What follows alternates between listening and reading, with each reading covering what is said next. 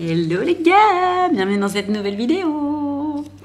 Ça fait très Léna Situation ça, non? Bah je savais pas comment commencer autrement, vous allez vous contenter de ce plagiat. On se retrouve aujourd'hui dans une vidéo un peu moins voyage vlog que les précédentes, parce qu'au bout d'un moment, bah il faut bosser.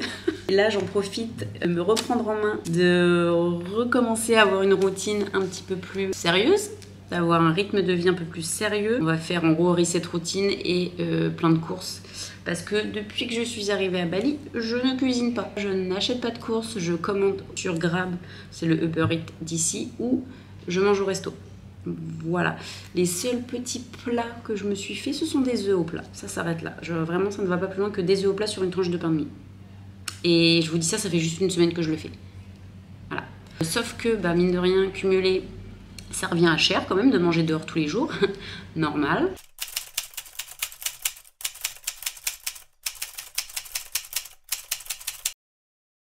Donc, depuis que je suis arrivée à Bali, c'est-à-dire 3 mois, j'ai pris quand même 3-4 kilos. Et je commence tout juste à les ressentir. Et là, je sens qu'il ne faut pas que ça soit plus, quoi. Il faut que je réagisse maintenant. Parce que si je laisse tous les kilos s'accumuler, bah après, ça va être trop dur, en fait. C'est ça le truc, c'est que plus tu laisses les choses s'aggraver, plus après, quand tu veux te reprendre en main, c'est compliqué. Non, c'est pas vrai! Mais c'est super ça! Pourquoi tu me l'as pas dit plus tôt? Ah bah je suis ravie! Là, je sais que c'est pas encore trop le drame. Je sais qu'il faut que je refasse attention, que je cuisine, que j'augmente ma dépense énergétique, que j'ai un rythme de vie plus organisé, moins irrégulier, que je me couche plus tôt, que je me repose plus. Donc voilà, c'est plein de petites choses comme ça qui doivent être changées. Où j'ai profité pendant 3 mois, clairement. J'avais pas envie d'être trop sérieuse pendant 3 mois, donc j'ai bien profité. Et là, bah, c'est bon, le mois d'août arrive et moi, j'attends pas septembre pour me reprendre en main, c'est maintenant. Donc si t'es dans la même dynamique, bah, j'espère que cette vidéo pourra t'aider à te remotiver, te rebooster et reprendre le rythme dans lequel tu te sens bien en fait. Parce que moi, là, pendant 3 mois, j'avais pas envie de suivre une routine. Mais je me rends compte que je suis pas bien quand j'ai pas ma routine. C'est un petit peu contradictoire. J'ai profité un peu comme une gosse en vacances et puis maintenant je sens que bah, ça me coûte, ça me peine et ça me fait me sentir, je sais pas, j'ai comme un poids en fait, le fait de pas avoir tout ce qui me permet de me sentir bien au quotidien, quoi. Donc là je ressens le besoin en fait de réintégrer des choses qui pour l'instant me peinent un peu à faire, comme aller marcher le matin, d'essayer de me coucher plus tôt, de surtout réduire ce purée de temps d'écran pour être poli, parce que clairement le temps d'écran certaines semaines était mais vraiment indécent. J'ai honte. J'ai honte, mais il y a une semaine, sans déconner, je crois qu'il y a une semaine, je suis arrivée à 10 heures de temps d'écran dans la journée. Enfin, il faut tomber sur la tête pour faire une chose comme ça. 10 heures sur 24. Et en fait, parce que je me couchais à des fois du 3 à 4 heures du mat. Du coup, déjà sur la journée, ça prenait des fois minuit, 3 heures du mat. Mais voilà, c'est du délire, vraiment. Et ça ne peut que abîmer ma vue, me fatiguer, empêcher de performer à la salle. Enfin bon, bref, voilà. Donc ça m'a fait vraiment un électrochoc. Donc, je vous explique la routine que j'ai mis en place depuis une semaine. Donc là, on est dimanche. J'ai commencé à la mettre en place lundi. C'est une routine que je vais renforcer en fait de semaine en semaine. J'ai décidé de commencer doucement pour pas m'écœurer et abandonner au bout de quelques jours. Je vais vous donner le noyau et la base de la routine. Et en fait, chaque semaine, je vais implémenter quelque chose, rajouter quelque chose dans cette routine pour qu'elle soit un petit peu plus efficace et que ça soit pas trop lourd. Donc cette semaine, ce que j'ai voulu mettre en place, c'est déjà retraquer mes données, donc poids, chose que j'avais arrêté depuis 1 mois. Sinon, je le faisais tout le temps depuis 1 an. Je sais que pour certains, se peser tous les matins, c'est un comportement obsessionnel. Ça ne l'est pas pour moi, dans le sens que moi, je sais pourquoi je le fais, pourquoi tous les matins, pour avoir une moyenne beaucoup plus réelle. Je le fais pas pour vérifier si le repas de la veille m'a fait prendre 500 grammes. C'est pas fait pour tout le monde. Moi, je sais que ça me convient et que j'ai mes résultats quand je le fais. Donc voilà. Mensuration, nombre de pas, nombre d'eau bu. Ça me fait penser que je n'ai pas beaucoup bu aujourd'hui. Buvez les gars. Heure de sommeil, calories du coup là je les compte pas. Je pourrais mais pour le coup c'est très compliqué. Comme je mangeais que à l'extérieur au restaurant, c'était pas possible. Là vu que je vais recuisiner, je pourrais en vrai. Le matin, pour cette première semaine, il n'y avait pas trop de contraintes de réveil. Je m'étais à 8 heures. Sachant que je l'aurais éteigné, que je me réveillais vers 9h. Ça c'est le petit point que je vais changer dès demain. Ce qui va être plus dur, c'est que le réveil va être à 8h, lever 8h, lever 9h, 9h30. En fait j'ai mis le réveil la semaine dernière déjà à 8h pour un petit peu m'habituer. mais je me laissais traîner. Et donc ensuite, je me lève, je vais chercher mon café. Une fois que j'ai mon café, je me dirige vers la plage et là, je marche pour faire au minimum, mon objectif c'est 5000 pas. Une fois que j'ai fait ces 5000 pas, je rentre, je me lave, je fais un petit déj et ensuite, je fais 1 heure d'anglais. Donc, je suis allée aux îles Komodo il y a 2 semaines maintenant, je sais plus. Et à l'aéroport, j'ai acheté un bouquin. The Art of Thinking Clearly. Je parle pas encore très bien anglais. And I will speak in French because I am obliged to do that for my country. En fait, je me suis dit, pour apprendre l'anglais, ça peut être grave cool et ça te fait lire en même temps. Donc, c'est un peu un 2 en 1. Chaque petit chapitre est un petit thème. C'est vraiment pour améliorer mon anglais parce que j'ai quand même des lacunes en anglais. Et même s'il a bien progressé depuis que je suis à Bali, je suis contente. J'arrive quand même à avoir des discussions avec les gens, même si c'est très haché, pas fluide. Les gens me comprennent, mais moi, des fois, je les comprends pas s'ils parlent trop vite, s'ils ont des accents trop prononcés. Et je sais que ça a été un problème avec certaines personnes où les gens, je voyais que ça les saoulait un petit peu. Donc, moi, je déteste quand la personne en face la saoule. Donc ça m'a mis un petit coup de pied au popotin et je me suis dit on va bosser tout ça pour pas être le boulet de Bali. Du coup tous les matins je lis 2 pages et demie de ce livre. Je traduis chaque mot que je ne comprends pas. J'ai fait un tableau dans mes notes. 2 colonnes, anglais, français et tous les mots que je ne connais pas. Et il y en a déjà pas mal. Beaucoup de mots que je ne connais pas. Je lis les 3 pages environ 2-3 fois. La première fois, c'est une lecture rapide de l'ensemble, même si je ne comprends pas tout. La deuxième fois, c'est la lecture avec la traduction de tous les mots. Et la dernière lecture, en gros, je comprends tout ce que j'ai lu et je le relis à voix haute pour bosser un petit peu mon accent. Et voilà, m'assurer que j'ai bien compris l'intégralité du chapitre. Voilà, c'est ma technique pour apprendre l'anglais. Je ne sais pas si c'est bénéfique, mais on m'a toujours parlé de regarder des séries en anglais, d'écouter des podcasts en anglais. Pas forcément de lire, mais j'avoue que là, c'est le truc qui me donnait le plus envie, c'était de lire. Parce que justement, il y avait ce côté où je lisais plus trop.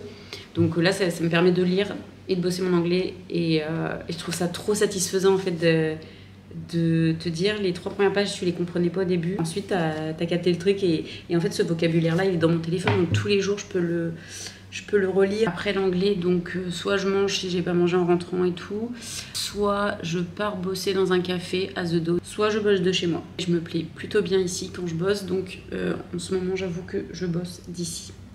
Voilà pour la nouvelle routine, et donc du coup demain lundi, ça sera de faire cette même routine dès 8h du matin et pas 9-10h. Ensuite, alors après le boulot, je vais à la salle le soir. Pas de souci à aller m'entraîner. Ça, c'est une discipline qui est ancrée.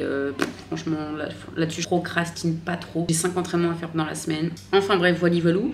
Là, je vais aller faire les courses. Je vais vous montrer tout ce que j'ai pris, combien ça m'a coûté.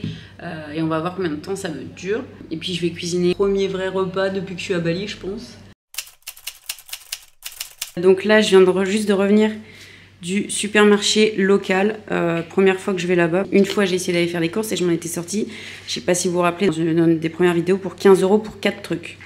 Là j'ai des bananes, des courgettes, une boîte de maïs, 4 tomates, 4 pommes, 2 oignons, 3 poivrons, des pâtes, du cream cheese, du lait, 2 blocs de tempeh. Alors ça les gars, j'en mange tout le temps à Bali mais je ne l'ai jamais cuisiné, donc là il faut que je le cuisine. On va voir ça. Des paquets de pâtes, une boîte d'œufs et 6 petits Coca Zéro. Et franchement je m'en suis sortie pour 20 € tout ça. Fromage, tout ça, ça coûte déjà à lui seul, ça coûte déjà 3 €. Donc déjà sur les 20 €, il y a 3 € le fromage. Ça c'est...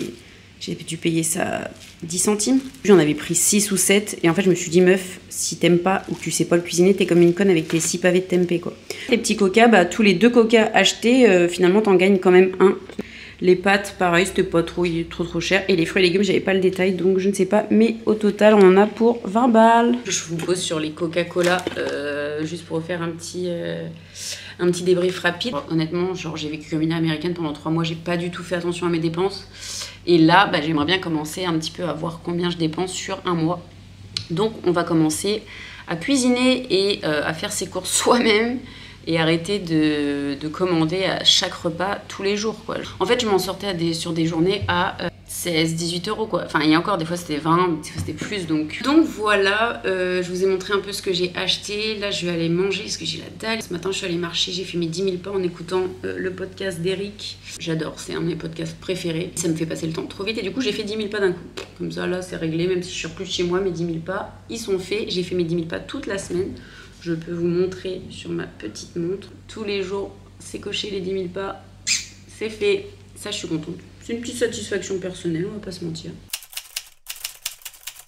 Ok les gars, j'ai fini de cuisiner mon petit repas de ce midi. C'est très simple, c'est courgettes, poivrons, oignons, pâtes et du tempeh que j'ai cuit moi-même. Attendez, et oh, on n'est pas capable ici. Comme j'ai fait une grosse portion, je me suis mis l'autre moitié dans un tupperware. Comme ça, ce soir, bah, si j'ai la flemme de cuisiner, tout est prêt. Et voilà les gars, premier repas cuisiné moi-même depuis un long moment. On n'est clairement pas sur de la grosse cuisine, hein. Mais est-ce qu'on s'est déjà vanté d'être chef cuistot? Absolument pas. Alors, on va goûter mon tempeh. D'ailleurs, je fais du focus sur du tempeh, j'en suis là quoi. 50 droits pour faire du focus sur du tempeh. Archi bon mon tempeh. Pas vrai, mais... Bon, en vrai, ça a le goût du tempeh, hein. Juste, on voit que j'ai mis moins d'huile d'olive que... En fait, quand je l'achète tout prêt, ils doivent blinder d'huile. Parce que là, j'ai mis le strict minimum, genre pour que ça cuise et que ça brûle pas. Et forcément, bah... un petit peu moins bon, quoi. Au-delà de l'aspect financier, ce que j'aimerais bien voir aussi, parce que depuis que je suis arrivée à Bali, j'ai quand même pris... J'ai pris facile 3 kilos, si ce n'est 4. Et ça fait que 3 mois que je suis là, donc si on continue comme ça... Bah, on est dans la merde quoi. Donc, je me suis fait plaisir, le porte-monnaie y est passé, les kilos aussi. Maintenant, on se reprend en main. Mais je me fais plaisir quand même. Hein. Juste, je vais reprendre le tracking, pas des calories. J'arrive pas ici, j'ai pas de balance, j'ai rien. Mais je sais, entre guillemets, qu'il faut que je mange quoi. Et c'est juste que quand je commande ou quand je vais au resto, bah... En fait, quand tu manges à l'extérieur, t'as aucun visu sur ce qui se passe en cuisine, tu vois. Genre le tempeh, s'il faut, là, le pavé, ça me revient à 300 calories. Peut-être le double cuisiné par eux quoi, on sait pas. Donc on va voir ça, on va faire un petit bilan. En une semaine, combien je dépense pour de manger en cuisinant. On va voir au niveau du poids. Et le but, c'est vraiment que de semaine en semaine, le poids descende. S'il descend pas du jour au lendemain, c'est pas un problème. Tant qu'il descend de semaine en semaine, c'est le principal. Et il y a des semaines où il remontera parce que j'aurai mes règles, je serai ballonnée, j'en sais rien. Il faut vraiment voir la pesée quotidienne comme un outil, comme la mensuration, le tracking des calories. Ça, c'est des outils qui vous permettent d'atteindre vos objectifs plus rapidement. Si ça vous moral, bah, passez autrement. Mais plus tu fais les choses de manière aléatoire, plus le résultat est aléatoire. Plus tu fais les choses de manière, bah c'est vrai, c'est carré, strict, avec une certaine discipline, plus les résultats sont quasiment sûrs d'être là. Donc ça dépend ce que tu veux. Si tu préfères avoir une alimentation intuitive, tu sais plus ou moins ce que tu fais, tant mieux. Moi, je sais que si à partir du moment où je compte pas, où je cuisine pas ou de ça, c'est mort, genre je prends du poids. Parce que je suis une grosse bouffe. Sur Instagram, voilà, c'est bien de dire ah ouais non, faut pas compter ses calories, ah oui non, faut pas être trop strict, oui, faut non pas. Moi je suis d'accord, il n'y a pas de souci. Comptez pas vos calories, faites pas les choses de manière carrée si vous voulez pas les faire de manière carrée. Mais derrière, faut pas se plaindre des résultats qu'il y a. C'est tout ce que je dis. C'est tout ce que je dis. Si tu veux des résultats, que ça soit efficace, efficient, rapide. Rapide, on s'entend, hein, je dis pas qu'il faut perdre 10 kilos en 2 semaines. Bah, faut mettre des choses en place qui sont un petit peu plus dures que ce que font la moyenne des gens. C'est tout ce que je dis. Voilà. Après, chacun a ses objectifs, son style de vie, son mode de vie, ses envies. Chacun fait bien ce qu'il veut. Moi, c'est ma vision et je kiffe contrôler les choses. Et quand je veux des résultats, quand je m'en cogne, bon bah je m'en cogne et je fais de la merde.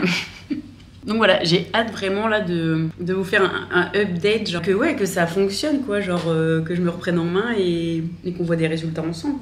Si ça peut vous motiver à vous reprendre en main aussi. Même avant septembre, en vrai, attendez pas septembre. Hein. Ça sert à rien. Genre, c'est bon quoi, les rentrées scolaires, c'est fini les gars, on a grandi. Hein. Si t'as envie de performer, normalement, ça te dérange pas de t'investir à la hauteur des résultats que t'attends quoi. Et pour moi, c'est pour tout. Pour le travail, la diète, perte de poids, les résultats sportifs. Attendez, il y a ma commande qui arrive. Je vous ai dit que j'allais faire les courses pour plus commander. J'ai commandé un goûter.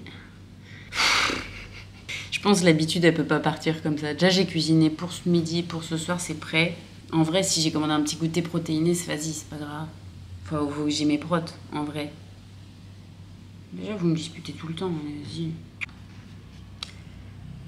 Ça donne pas faim du tout comme ça, mais regardez. 31 grammes de prot pour 174 calories. Il y a des petits marshmallows, d'ananas. Quoi d'autre? Ça, c'est quoi? Fruits du dragon, des morceaux de gélatine. Je pense que je vois écœurant. On dirait du gruyère, mais j'espère que c'est pas du gruyère. C'est chelou de mettre du gruyère. Je sais pas, je crois que c'est du gruyère, c'est chelou. Donc, bon, voilà, j'espère que ça va vous plaire, cette petite vidéo où je reprends ma diète, reprends ma vie en main, recuisine, refais gaffe à mon budget.